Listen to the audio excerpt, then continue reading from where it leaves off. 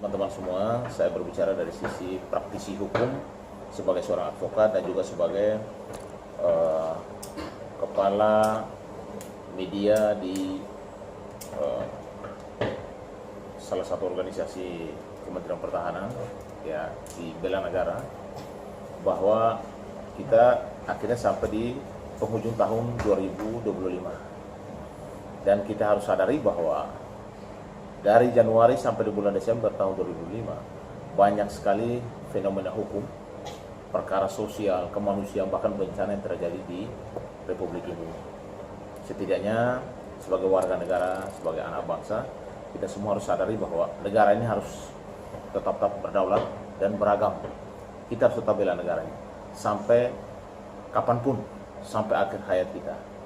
Dan saya perlu jelaskan bahwa banyak sekali kasus-kasus public figure, artis yang mungkin lagi viral ya di tahun 2025. Contoh kasusnya Nikita Mirzani, lalu perkaranya Dr. Opi, Dr. Samira, Amar Zoni, dan akhirnya baru-baru ini terjadi juga perkaranya Virgon, perceraian Virgon, dan juga perkara Inara yang saat ini lagi viral ya. Dan menurut saya ini fenomena yang perlu kita tanggapi dengan sisi positif aja, bahwa memang apapun yang terjadi di Republik ini, salah satu cara adalah bagaimana solusi yang terbaik. Dan penegakan hukum itu memang tidak boleh pandang bulu. Apapun yang terjadi, penegakan hukum adalah salah satu efek yang paling potensial, adalah efek jerah buat para pelaku kejahatan. Itu. Dan saya juga mau jelaskan bahwa untuk merenungkan perjalanan sebuah bangsa di momen akhir tahun ini, saya juga akhirnya kemarin itu jadi Ketua Forum Bela Negara Kementerian Pertahanan Republik Provinsi Bali. Saat ini juga saya juga dipercayakan di salah satu gerakan bela negara membangun Indonesia. Memang rekomendasi dari Kementerian Pertahanan juga. Yang baru-baru tanggal 19 di Hari Bela Negara, momennya itu kami dilantik di lantai 8 gedung Kementerian Pertahanan Republik Indonesia. Dan yang perlu saya jelaskan di sini mungkin di akhir tahunnya adalah terkait dengan fenomena hukum di ambang reformasi dan tantangan kepercayaan. Jadi kita tidak dapat disembunyikan bahwa sektor hukum di tahun ini menghadapi ujian yang sangat berat. Salah satu peristiwa yang paling mencolok adalah gerakan solidaritas hakim yang kembali menggempar pada pertengahan tahun. Mungkin kalian masih ingat ya.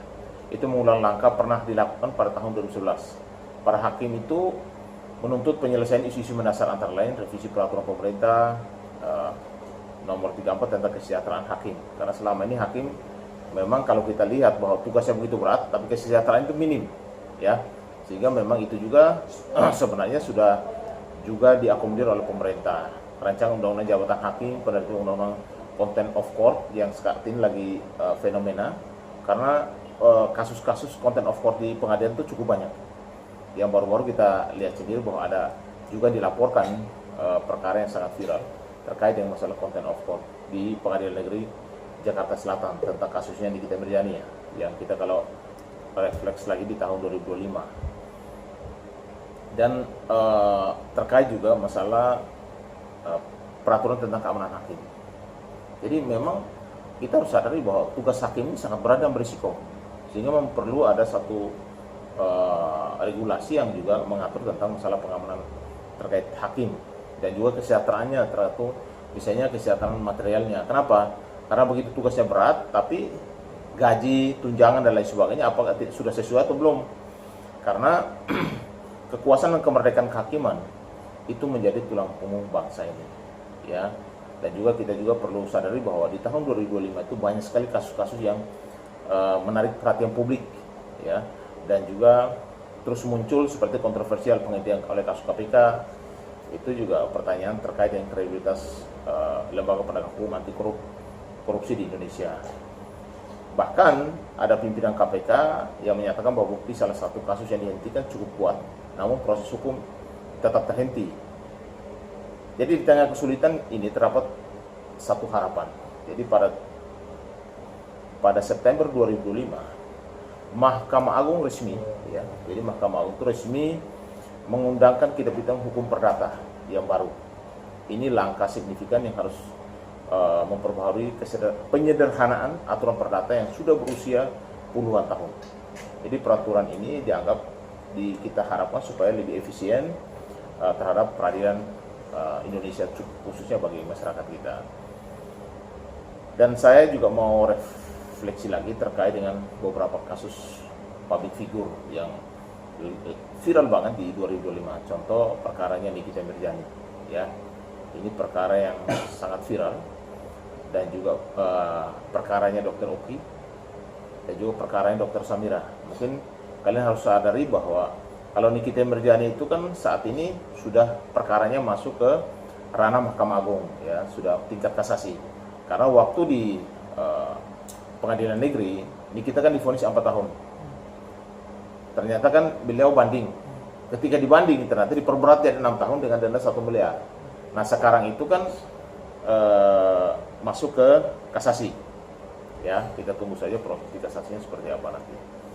Yang berikut juga perkara yang sangat viral juga di tahun 2025 itu perkaranya kalau tidak salah itu ada Amar Joni, perkara narkoba yang juga lagi viral, dan juga perkara Inara Rusli, ya, yang juga saat ini lagi viral juga, dan juga Inara dan percaya sama si siapa namanya, mantan suaminya si Virgon.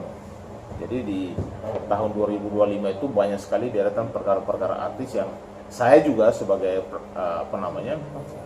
salah satu praktisi hukum yang selalu memberikan pencerahan hukum kepada masyarakat terkait dengan perkara-perkara yang melintas di tahun 2025 sampai saat ini adalah sudah memasuki akhir tahun 2025. Dan kita juga harus sadari bahwa respon masyarakat saat ini terhadap perkara-perkara publik hari ini yang timbul dan muncul, ini ada berbagai macam respon. Respon baik itu positif, negatif, tapi apapun itu bahwa kita sadari bahwa public figure kita yang saat ini di Indonesia, mereka juga harus belajar tentang fenomena-fenomena yang terjadi, bahkan terkait dengan masalah penegakan hukum yang terjadi di Republik ini. Jadi hukum di kita, Indonesia ini tidak bisa kita anggap enteng atau anggap sepele, karena hukum itu tidak boleh melihat posisi seseorang itu apa dia artis atau dia itu warga biasa atau dia politisi atau dia itu adalah pejabat negara. Hukum itu berlaku untuk seluruh kalangan. Jadi penegakan hukum itu untuk seluruh masyarakat Indonesia, mau dia pejabat, artis, mau dia itu petani, nelayan, semuanya sama. Makanya penegakan hukum itu harus equality before the law. Semua orang bersamaan kedudukan di mata hukum, ya. Dan juga kita harus sadari bahwa saat ini mungkin kalian lihat kasus yang lagi fenomenal juga, masalah narkoba di tahun 2025. Banyak sekali kasus narkoba yang terjadi, bahkan bukan hanya di luar lapas, bahkan ada di lapas juga ramai kan kasus narkoba. Dan yang kalian tahu bahwa baru-baru yang tertangkap kasus narkoba di Pulau Bali itu pelakunya itu orang asing, ya. Tapi narkobanya itu adalah vape. Jadi cairan narkoba yang dimasukkan dalam vape. Ini harus hati-hati. Dan itu terjadi di Pulau Bali yang ramai baru-baru ditangkap di wilayah Polres Badung, ya. Dan saat ini pelaku sudah ditangkap dan ditahan, dan ternyata dia juga adalah salah satu pelaku intimidasi terhadap warga negara asing juga. Dan saat ini perkara juga lagi running. Jadi memang fenomena tahun 2025 itu bukan hanya untuk orang lokal, ya. Ternyata banyak orang asing juga yang terindikasi melakukan tindak pidana kejahatan baik kejahatan kriminal atau kejahatan terkait dengan masalah narkoba itu. Dan juga di penghujung tahun 2025 kita semua harus juga melihat fenomena alam di mana terjadi banjir yang begitu dahsyat di wilayah Sumatera. Jadi Aceh, Sumatera Utara, Sumatera Barat, sama wilayah Aceh Tamiang, Aceh Utara, Aceh Selatan, itu dari mana? Ya, dan juga termasuk di wilayah Pulau Jawa, termasuk di Jawa Barat, dan juga di Malang, bahkan juga di Bali, dan juga banjir rob terjadi di Jakarta. Jadi memang banyak sekali fenomena alam, bahkan bencana alam terjadi di tahun 2025 di penghujung. Unjuk tahun 2005 ini juga harus menyarankan kita bahwa memang kita ini sebagai masyarakat sosial harus bisa saling membantu ya, terutama terkait dengan masalah bencana. Jadi kita di sini harus juga melihat bahwa banyak sekali provinsi yang saat ini lagi mengalami masalah musibah yang sangat serius, bahkan terisolasi. Contoh di wilayah Sumatera, itu di Aceh Tomiang, di wilayah Padang maupun di wilayah Medan, Sumatera Utara juga bencananya akhirnya memutus jalur untuk suplai atau terisolasi. Apalagi desa-desa itu banyak yang juga tenggelam dan ribuan orang akhirnya meninggal dunia, bahkan banyak juga yang tidak diketemukan. Banyak juga kehilangan harta benda, bahkan rumah, mobil, dan kekayaan mereka hilang seketika aja. Nah, ini semua menyarankan kita bahwa di tahun 2025 itu tahun yang cukup berat ya. Dan kita berdoa mudah-mudahan di tahun 2026 ini rakyat Indonesia khususnya itu bisa mendapatkan berkah dari Tuhan, jadi dihindarkan dari bencana, dari hal-hal hukum yang serius dan lain sebagainya. Karena banyak juga kasus kebakaran ya terjadi di beberapa wilayah yang juga menimbulkan banyak korban jiwa. Jadi termasuk juga di wilayah Lumajang, jadi Gunung Merapi yang kemarin juga baru-baru meletus di wilayah Lumajang. Jadi tahun 2005 ini kita lewati dengan cukup berat ya, baik kasus bencana alam, masalah sosial, masalah politik, bahkan masalah hukum yang cukup fenomenal di tahun 2025. Dan kita juga harus tahu bahwa saat ini banyak sekali persoalan terkait dengan masalah bahan bakar, termasuk juga BBM dan lain sebagainya.